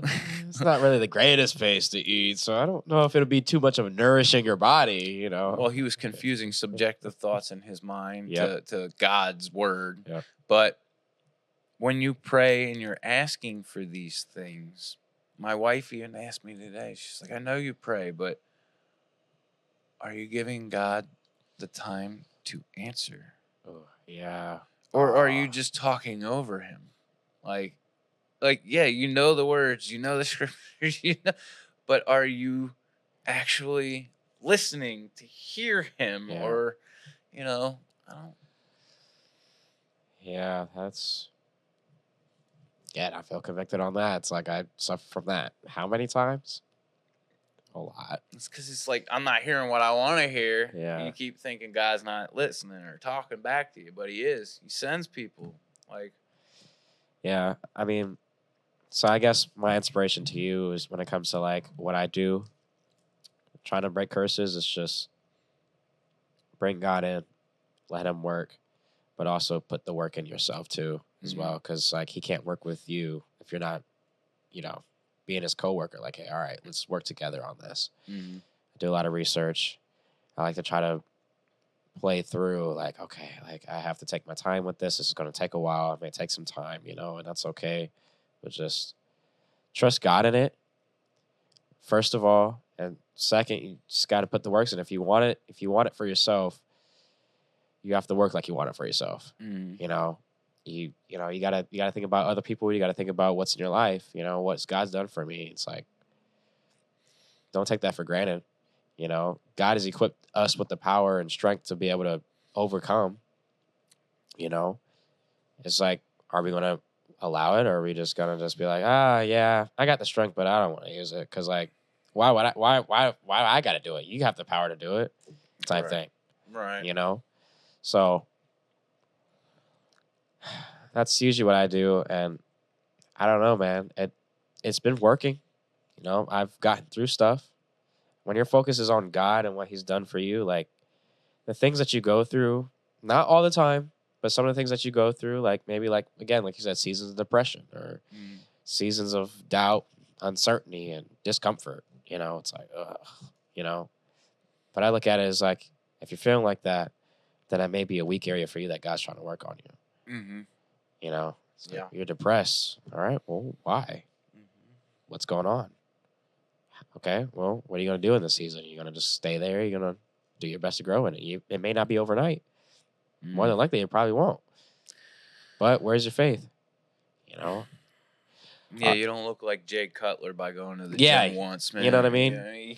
You know, our walk with our walk with God is not even really just a walk; it's a roller coaster. We're this all the time. Sometimes little twists, turns, loop de loops, whatever. You know, have all that in our life with our walk, and we have our highs. I'm in my high right now. I was just in my low a few days ago. I'm in my high, but I know a low is coming. Mm-hmm. You know, I'm not gonna be sitting here like I'm at my high. This is where I'm gonna be at forever. You know, like, dude, before I even came here, I was eating food and I was like having a full blown dance. Like, I was just like, ooh, okay. You know, and it's because like the morning started off great. Read my scripture, went to the gym, put my I Love Jesus shirt on. I was like, all right, I'm gonna be that open door. Is like somebody sees this may bring an opportunity. Mm-hmm. Well, it did. Mm-hmm. I'm mid set. 2 ladies come up to me. I love your shirt. I really love your shirt. Where'd you get it? I'm like, I don't know. Somebody gave it to me. I think Amazon, though. That's great. And as I'm like, finish up my workout, I was like, I want to tell them about the podcast. I want to tell them about something that's beautiful that I'm doing. Walked over there, did that. They're like, oh, yeah. They took a picture of it. We'll check it out for sure. It's like, all right, cool. I don't even know their name. Never got their name because I didn't really care. It wasn't about that. It wasn't about that. Mm-hmm. You know? In the back of my mind, I was like, I could, but I'm like, whatever. Gets you on my workout. Got to my last workout. They were next to me. You know, went to the locker room, got my bag, got ready to leave. And I seen him because I was like, for like the rest of my workout, I was like, man, I just want to pray with him. I feel like I didn't finish the job. Mm-hmm. You know, yeah, I talked to them about the shirt. Yeah, I talked about the podcast, but I didn't talk about their spiritual I didn't talk, you know, I didn't put the icing on the cake yet. So I'm walking out. I stopped. I looked at them. I said, all right, this probably is a little weird. And I came up to them like twice now. So it's probably a little odd, you know. Walked to them. I said, one more thing before I go. I said, can I pray with you guys? They looked at each other and said, absolutely. So I'm like, I don't care, mid-gym. I don't care who's looking. It's not even about that. Mm-hmm. It's all of us right now and God. That's all that matters. Sat there and just prayed over them. And it was the most beautiful start to my day. Like, I mean, that was the most beautiful thing that's happened in weeks for me. That's awesome. You know, I was like, God, you just brought that opportunity to me. Because I wasn't even going to wear that shirt. I was going to wear my Move shirt. Mm-hmm. But yeah, my Move shirt's great, but I don't think it would have brought attraction like if I just put I Love Jesus on, because it's just straight up Jesus. Mm-hmm. You know? It's like, God, you brought that opportunity to me. I feel like God was telling me, put that shirt on. Yep. And I was like, all right. you the shot caller here. You got it. Yep. So I put it on, went to the gym, and that happened, dude. It's the most beautiful thing ever. I mean, I've been getting out of my comfort zone too. You know, I do roofing. Used to do the sales, but now I'm in repairs.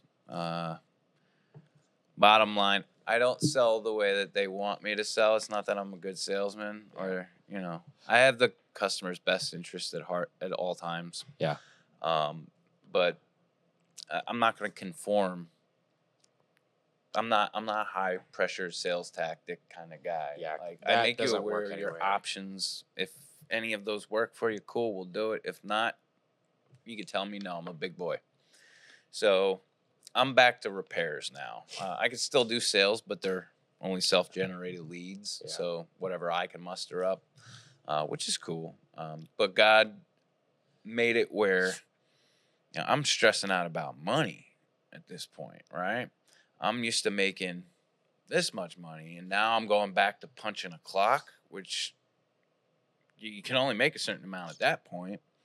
So he made it where I make my ends meet every single month. Like, they're giving me just enough to do that with the ability to still make more if I can do it. So I don't need to be rich. I just need to make sure that things are taken care of. Yeah. I'm not a materialistic kind of guy, to be honest with you. Now I'm back to doing repairs, and I am not like passionate about roofing. It's just a skill set that I've picked up along many other skill sets throughout my life.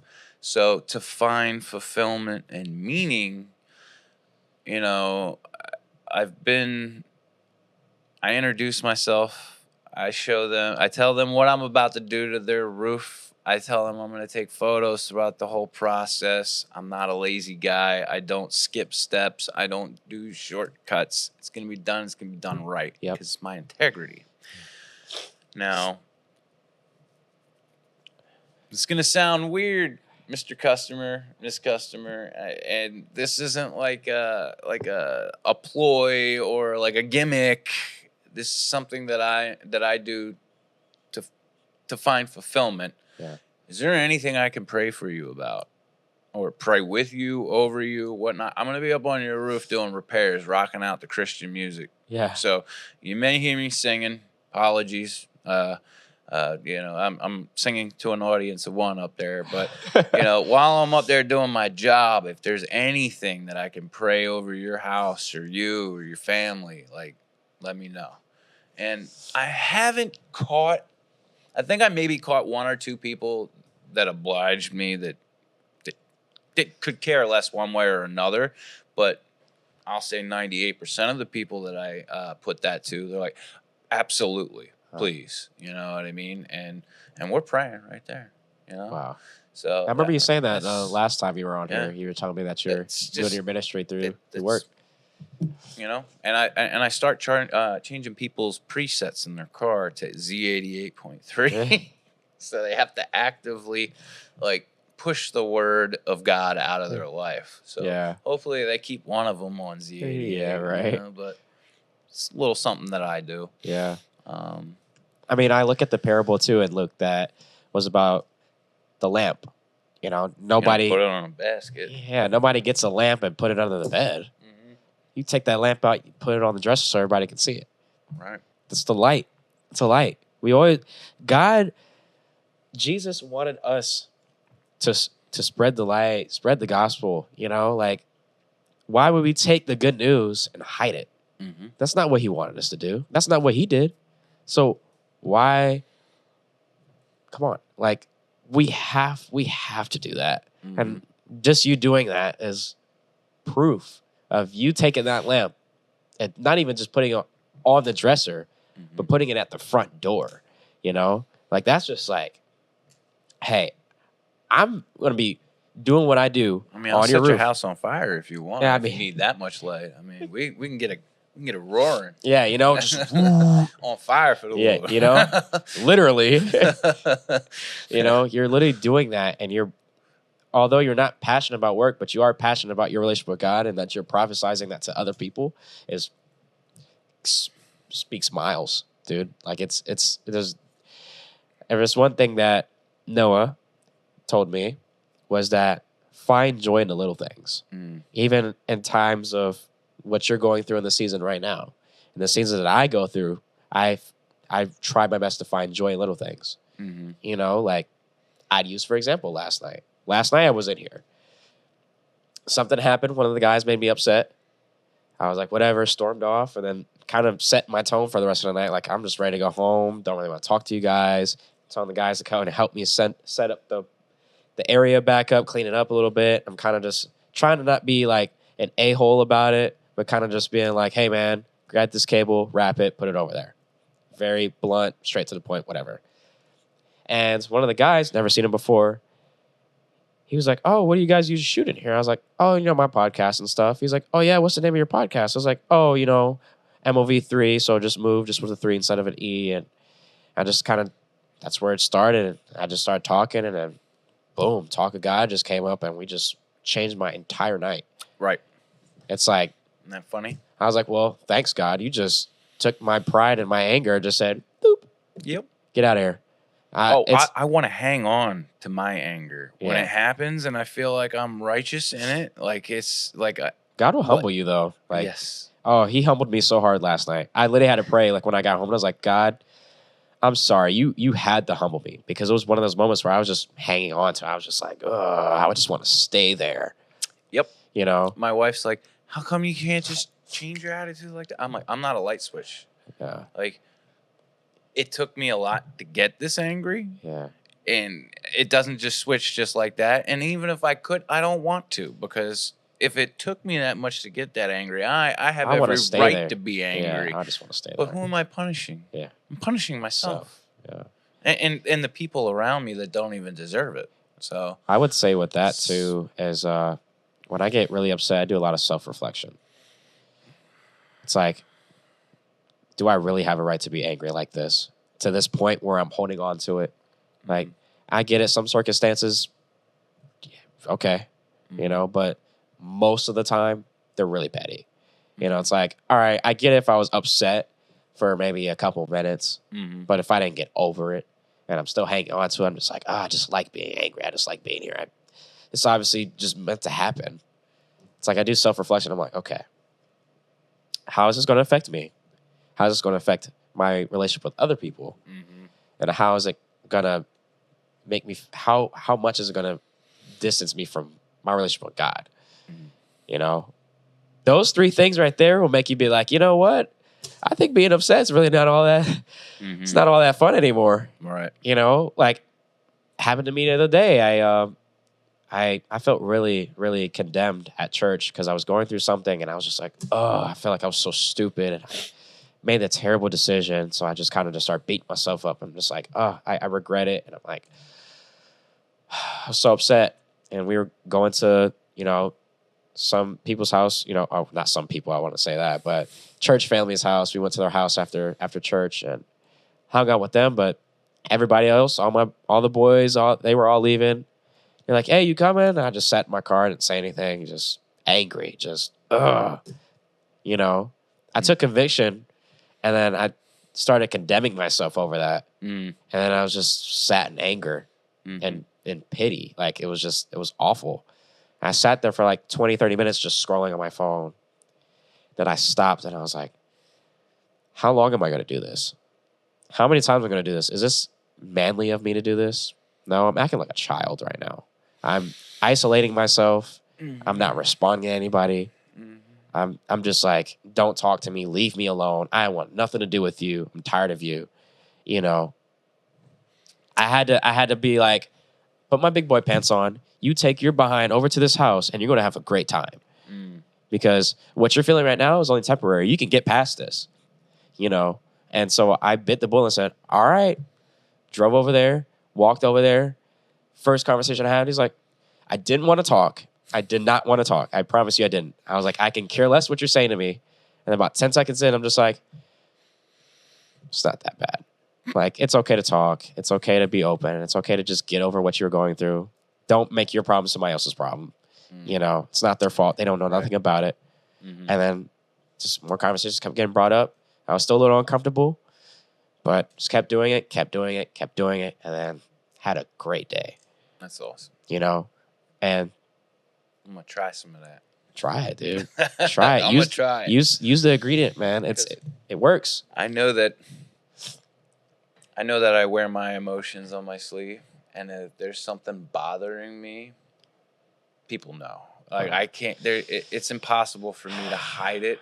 The same way. I think that I'm doing a great job, but you're really not. Like my face comes with subtitles.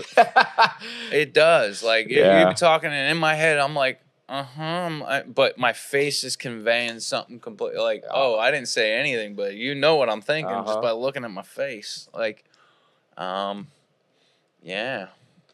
I get it. I noticed your facial expressions when I was saying what I was saying. Like, it was, dude. But it's the truth. It's the truth, you know. It's like, it's how I know I'm not a sociopath. well, you're feeling something, so that's good. It's good. You're not like Dexter, right? But dude, like I used to be so bad with that. I agree with you. I'm a subtitle. Like I'm a walking subtitle. I may think I'm like hiding it. No, I'm good. But the whole time I'm just like, yeah, I'm good. Like I'm fine. Mm-hmm. Whole time I'm like, I'm doing terrible. I'm blatantly lying to you. Like that's just yeah, it's not right. Do you want the honest answer, or do you want the feel good answer everybody gives? Yeah. I mean, most of the time, people, how you doing? I'm alive. That living the dream. That I'm alive was always my response. Yeah. That's not. That's like a non-committal. Like, yeah, you're alive. Obviously, that's like. Are you saying, "Oh, great, I'm alive"? Yeah. Like you don't want to be here, or are you like, "Well, I'm alive"?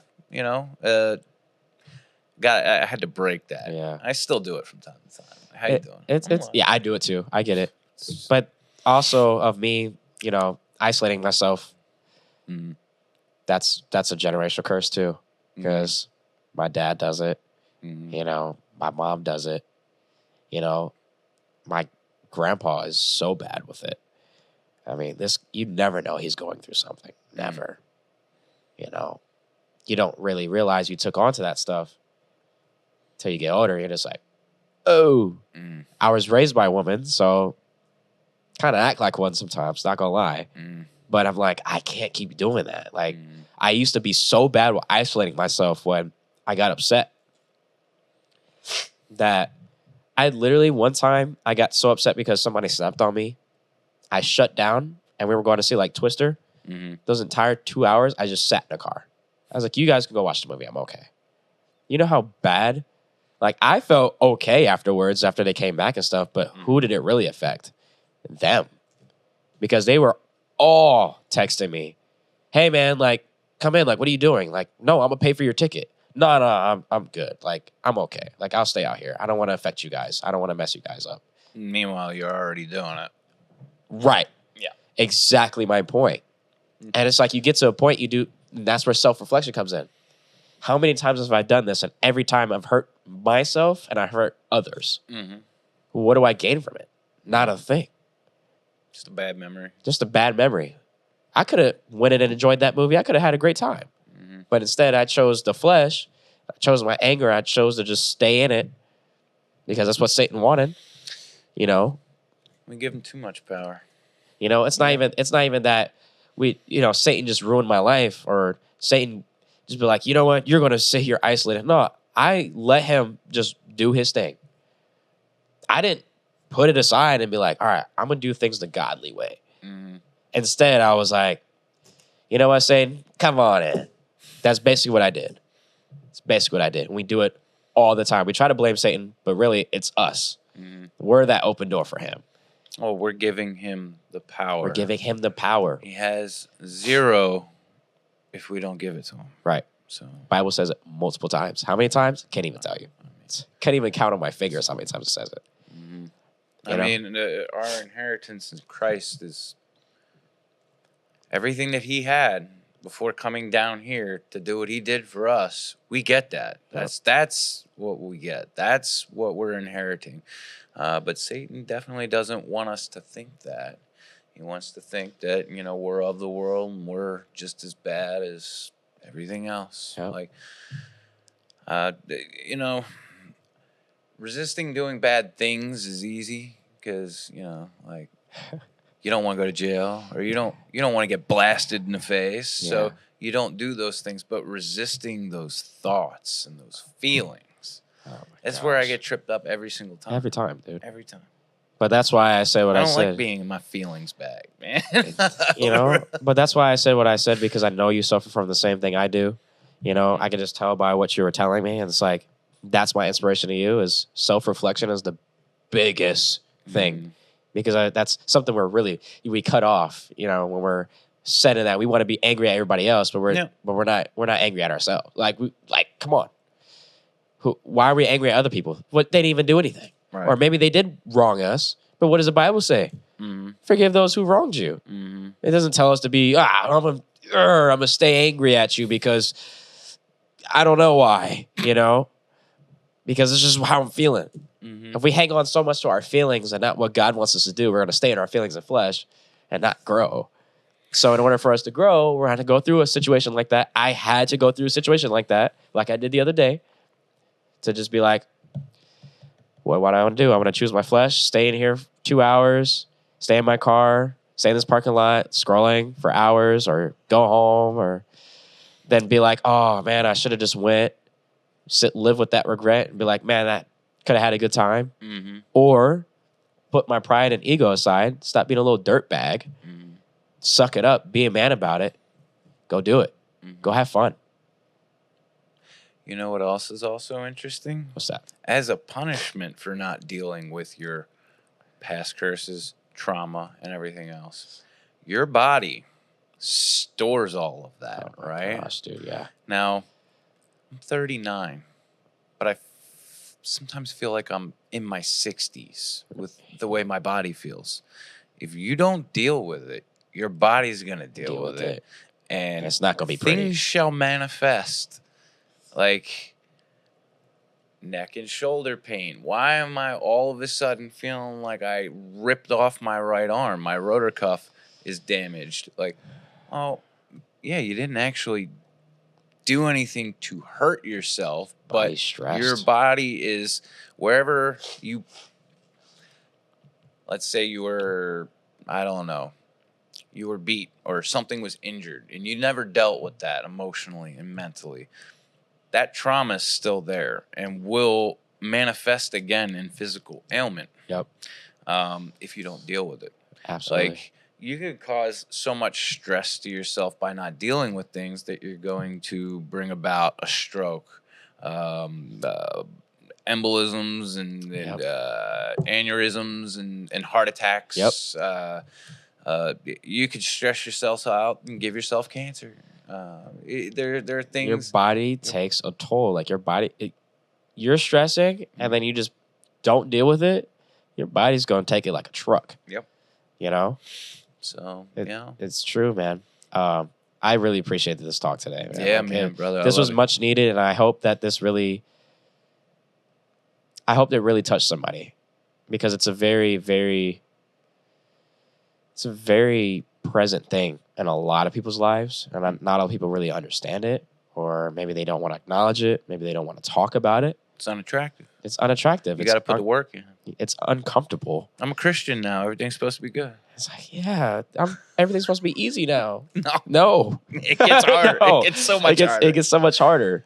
But the reward is so much better, dude. It's so much better. Yeah. Nothing can replace it. No. But I do hope that it does touch somebody. Like if you're out there and you're watching this, listening to it on your ride to work, whatever you're doing right now, self-reflection, prayer, growth. Yeah. Talk about it. Don't store it up. God didn't intend our walk to be just alone. It's definitely not how things are supposed to be. So find somebody that you genuinely can trust. Confide in God, but find somebody you can genuinely trust and confide in them as well. Because you never know what they also may be going through. Y'all could be going through the same exact thing. Right. Passing ships in the night. How many times have I come across people, minister to them, and I just realize, just alike. There's somebody probably out there just like you. Just like you, that's going through the same exact thing. You never know. So stay faithful. Pray for discernment. I love praying for discernment because it works. It helps guide choices. It helps guide my thoughts at times too. Well, I don't think this is of God. I like to tempt my thoughts too. I'd be like, do you believe that Jesus died on the cross? Me? No, I'm just saying. Oh, okay. I'm saying Right. Okay. If whatever I'm thinking and I'm not sure if it's of God or if it's of Satan and the flesh. And that's what the Bible tells us. You get a thought, you get some type of urge, tempt it. Well, Do you believe Let it? us examine our ways, test them, and return to the Lord. Exactly. So, had a great talk today. This was amazing. I really appreciate you having me back on, man. Dude, as soon as you said it, I was like, yeah. I'm really hoping somebody got something from it. I hope so too. It's been weighing on me heavy. And I don't know if it's weighing on me heavy because it's still stuff I need to deal with, or maybe it's just a topic that I was told to bring up. So somebody else who is going through it can hear it, and because we're not in this walk alone, man. Mm-mm. I want the best for everybody who's watching this. I want the best for you. I want the best for myself. Like, best for our kids. Best for our kids. You know, like, I don't have any yet, but the day that it comes, I want the best for them. I want the best for my future wife. You know, and in order for that to happen, I gotta be the best version of myself too. Yes. You know, so stay faithful, guys. Like, I mean that genuinely. Like, stay faithful, Eddie. Like, do some self-reflection, man. Think about your kids. Think about your wife. Like, think about that, man. Don't be selfish. Like, I'm getting emotional. Sorry. Sorry. Keep going, man. Me, good brother. God is with you, man. I love you very much. And I love you, dude. Love you too, brother. God is with you. He's going to get you through this. All right? Mm-hmm. I'd be crying too, but I cried them all out earlier. In a room full of men. It felt weird. It's all right, dude. It's all right, man. Seriously. But God is with you. God is watching over your family. I'm going to be praying for you heavy. Thank you. Be praying for you heavy because I know you need it. I need it. Oh, God is so good, guys. Like, this right here is what it's about. So it probably cut off. The last clip probably just cut off. We just used the entire storage on one of the SD cards on the camera. So it's crazy, That's dude. Cool. Like, all of them went out at the same time too. That's like crazy. all of them just cut off. But we thank you guys for watching. Thanks for that listening. was a powerful, emotional moment we just went through just a second ago. That was beautiful. Like, I just felt God just ran over me, and I just felt like he was just pushing me to tell you that. Like, he gently is there for you. And I know this season that you're going through this, God is with you. Don't forget that. I know that sometimes in those moments we tend to forget, but the moment you check yourself and be like, wait a minute, like, God, I know you're there. You know, God will tell you. He will speak to you if you listen to him. I'm here. Emmanuel. You know? God with us. So we thank you guys. I appreciate it. This is probably by far the best that I've ever had on the show. Like, this is amazing. Well, I'm honored, and I really appreciate it because it helped me as much as it probably helped somebody else. Somebody else, dude. Like, this is beautiful. But if you guys like the video, first and foremost, I would say share it to everyone, dude, because this is such a vague topic that nobody talks about, and I don't get it. I get it, but I don't. It's like, I understand it's hard, but like, man, we all struggle from this, man. So share it. Subscribe, turn on post notifications, the good old basics. But my biggest thing is just share it. Please just share it. And if you got to have more, you got to have Patreon. Gotta have Patreon. Just saying.